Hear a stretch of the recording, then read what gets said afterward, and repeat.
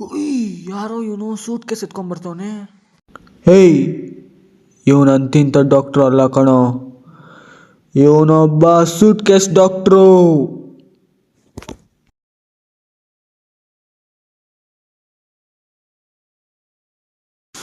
ನೀನಪ್ಪ patient? ಏನಾಗೈತಪ್ಪ? ಡಾಕ್ಟ್ರೇ, ನಾಯಿ ಕಚ್ಬಿಟ್ಟಿದೆ.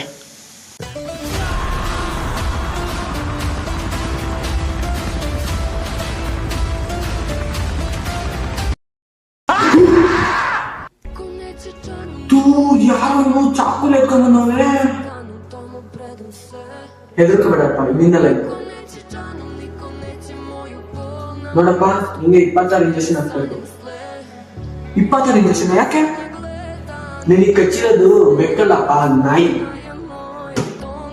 ಸರಿ ಆಯಿತು.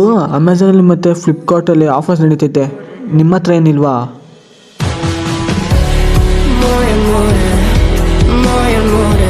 कितने तेजस्वी लोग हैं हमारे पास, कितने शानदार विचार रखते हैं।